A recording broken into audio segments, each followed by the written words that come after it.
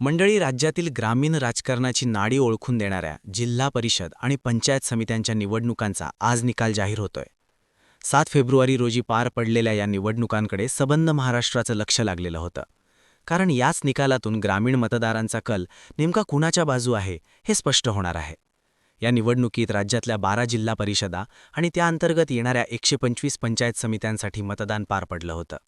जिल्हा परिषदांच्या 731 आणि पंचायत समित्यांच्या 1462 जागांसाठी तब्बल 7438 उमेदवार रिंगणात उतरलेले होते. यासाठी 2,08,00,000हून अधिक पात्र मतदार होते आणि त्यापैकी 68.28% मतदारांनी आपला हक्क बजावला. ग्रामीण भागातला हा मतदानाचा टक्का लोकशाहीच्या दृष्टीने महत्त्वाचा मानला जातोय. आता या सगळ्याचा कौल आजच्या निकालातून स्पष्ट होणार आहे. कुठे सत्ताधारी बाजी मारतात की विरोधकांना संधी मिळते, कोणत्या जिल्ह्यात कोणाचा गड मजबूत राहतो आणि ग्रामीण महाराष्ट्राचा सूर नेमक्या कोणाकडे झुकतो हे पाहणं आता उत्सुक्याचं ठरणार आहे. दरम्यान, आत्तापर्यंत समोर आलेल्या निकालानुसार ही निवडणूक चुरशीची होताना दिसते आहे. कुठे भराणीशाहीचा झेंडा वर आलाय तर कुठे मोठ्या नेत्यांची प्रतिष्ठा पणाला लागली आहे.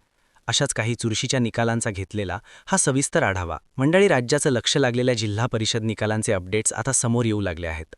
यातली एक महत्त्वाची अपडेट म्हणजेच माळशिरस तालुक्यातून भाजपने मोठी राजकीय खळबळ उडून दिली आहे. मोहिते पाटील आणि जाणकर या दोन्ही दिग्गज राजकीय कुटुंबांना इथे एकाच वेळी धक्का बसलाय. माळशिरस तालुक्यातील दहिगाव जिल्हा परिषद गटात प्रचंड हाय व्होल्टेज ड्रामा पाहायला मिळाला. भाजपकडून माजी आमदार राम सातपुते यांच्या पत्नी संस्कृती सातपुते यांना मैदानात उतरवण्यात आलं होतं, तर त्यांच्या विरोधात शरद पवार गटाचे आमदार उत्तमराव जाणकर यांचे सुपुत्र जीवन जाणकर होते. ही लढत केवळ 2 उमेदवारांमधली नव्हती, तर 2 प्रभावशाली राजकीय घराण्यांच्या प्रतिष्ठेची लढाई बनलेली होती. अखेर या थरारात भाजपच्या संस्कृती सातपुते यांनी बाजी मारलेली आहे. जीवन जाणकर यांचा पराभव झालाय आणि दहिगाव गटात भाजपने गुलाल उधळला आहे. विशेष म्हणजे दहिगाव गटातील दोन्ही पंचायत समित्यांवरही भाजपने विजय मिळवत आपली पकड अधिक मजबूत केली आहे. या निकालामुळे केवळ जाणकर कुटुंबालाच नाही, तर माळशिरसचे खासदार धैर्यशील मोहिते पाटील यांनाही मोठा धक्का बसलाय. माळशिरसमधील गुरसाळे गणातून अर्जुनसिंग मोहिते पाटील यांचा देखील पराभव झालाय. त्यामुळे मोहिते पाटलांचा बालेकिल्ला समजला जाणाऱ्या भागात भाजपने थेट शिरकाव करत राजकीय गणितच बदलून टाकली आहेत. या निवडणुकीदरम्यान संस्कृती सातपुते या विशेष चर्चेत राहिल्या होत्या.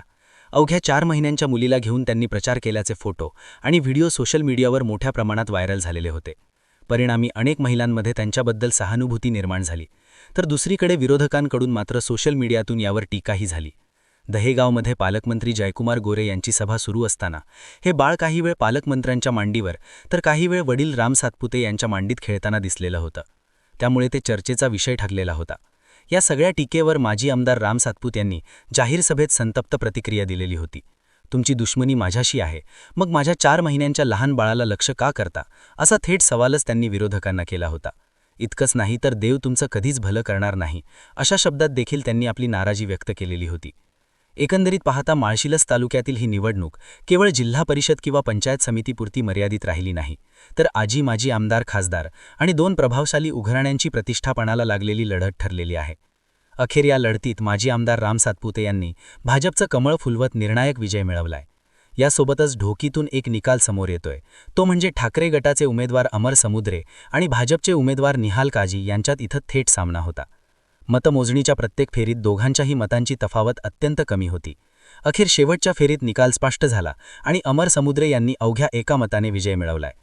ठाकरे गटाचे अमर समुद्रे यांना 3187 मतं मिळाली, तर भाजपचे निहाल काजी यांना 3186 मतं मिळाली. केवळ एका मताच्या फरकाने ठाकरे गटाने हा विजय खेचून आणलाय. निकालानंतर ठाकरे गटाचा कार्यकर्त्यांनी जल्लोष केला. दुसरीकडे माजी मंत्री आमदार तानाजी सावंत यांचे पुतणे धनंजय सावंत 2187 मतांनी विजयी झाले आहेत. परांडा तालुक्यातील जवळा गटामध्ये बंडखोरी करत धनंजय सावंत यांनी अपक्ष निवडणूक लढवलेली होती आणि त्यांना भाजपने पाठिंबा दिलेला होता. जिल्ह्याचे लक्ष लागलेल्या जवळा जिल्हा परिषद गटामध्ये माजी मंत्री आमदार तानाजी सावंत यांचे पुतणे विजयी झाले. धनंजय सावंत यांनी बंड करून भूम परांडा वाशी मतदारसंघात जागा लढवल्या आहेत. भूम परांडाचे आमदार तानाजी सावंत यांचा हा मतदारसंघ आहे. धाराशिव जिल्ह्यातील महत्त्वाच्या लढतींमध्ये धनंजय सावंत यांची लढत होती. माजी मंत्री आमदार तानाजी सावंत यांच्या विरोधात धनंजय सावंत यांनी जिल्हा परिषदेची निवडणूक लढवली. भाजप आमदार राणा जगजितसिंग पाटील, ठाकरे गटाचे आमदार ओमराजे निंबाळकर आणि शिवसेना शिंदे गटाचे आमदार आणि माजी मंत्री तानाजी सावंत यांनी जोरदार प्रचार केलेला होता. जवळा गटातून माजी मंत्री आमदार तानाजी सावंत यांचे पुतणे धनंजय सावंत हे निवडणुकीच्या रिंगणात होते. तर भाजप आमदार राणा जगजितसिंग पाटील यांच्या पत्नी अर्चना पाटील या तेर जिल्हा परिषद गटातून निवडणूक लढवत होत्या.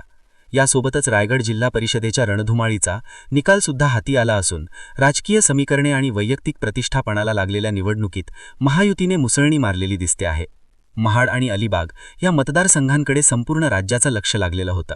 नडगाव बिरवाडी या प्रतिष्ठेच्या गटातून राज्याचे मंत्री भरत गोगावले यांचे सुपुत्र विकास गोगावले यांनी दणदणीत विजय मिळवलेला असून अलिबागमध्ये आमदार महेंद्र दळवींच्या पत्नी मानसी दळवी यांनी देखील विजयाचा चौकार मारलाय. दरम्यान नडगाव-तर्फे बिरवाडी या गटातून विकास गोगावले यांचा विजय अनेक अर्थांनी महत्त्वाचा मानला जात आहे. काही महिन्यांपूर्वी महाड जिल्हा परिषद निवडणुकीच्या वेळी झालेल्या प्रकरणामुळे विकास गोगावले कायदेशीर कचाट्यात सापडलेले होते. या प्रकरणात त्यांना काही काळ फरार देखील घोषित करण्यात आलेलं होतं. तसेच सत्र न्यायालयाने अटकपूर्व जामीन फेटाळल्यानंतर त्यांना मुंबई उच्च न्यायालयाच्या ताशेऱ्यानंतर पोलिसांसमोर हजर व्हावं लागलं होतं. विरोधकांनी या प्रकरणाचा प्रचारात मोठा मुद्दा केलेला होता. मात्र विकास गोगावले यांनी मोठ्या मताधिकाने विजय मिळवत टीकाकारांना चोख प्रत्युत्तर दिलंय. या सगळ्या निकालांच्या पार्श्वभूमीवर आता समोर आलेल्या एकूण आकडेवारीकडे जर पाहिलं तर जिल्हा परिषद निवडणुकीत भाजप हे स्पष्टपणे आघाडीवरती जाताना दिसतोय. आत्तापर्यंत हाती आलेल्या कलांनुसार भाजपने 206 जागांवर आघाडी किंवा विजय मिळवत मोठा भाऊ असल्याचं पुन्हा एकदा दाखवून दिलंय. भाजपनंतर दुसऱ्या क्रमांकावर शिवसेना शिंदे गट आहे. शिंदे गटाने 122 जागांवर मजल मारत आपली ताकद ग्रामीण भागामध्ये टिकवून ठेवली आहे. त्याच पाठोपाठ दिवंगत नेते अजित पवार यांच्या राष्ट्रवादी काँग्रेसने 116 जागा मिळवून तिसरा क्रमांक पटकावलाय. आत्तापर्यंत जिल्हा परिषदांच्या एकूण 731 जागांपैकी 563 जागांचा कल हा स्पष्ट झालाय. या आकडेवारीनुसार भाजपची गाडी या राजकीय रेसमध्ये वेगाने पुढे जाताना दिसते. उर्वरित जागांचे निकाल समोर येत असताना या आघाडीत किती बदल होतो याकडे आता सगळ्यांचंच लक्ष लागलेलं आहे.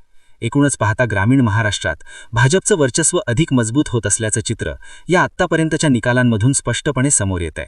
बाकी आता आत्तापर्यंत हाती आलेल्या कलांबद्दल तुम्हाला काय वाटतं हे आम्हाला कमेंट्स करून नक्की सांगा आणि सोबतच आपल्या गर्जना मराठी या यूट्यूब चॅनलला सबस्क्राईब करायला अजिबात विसरू नका.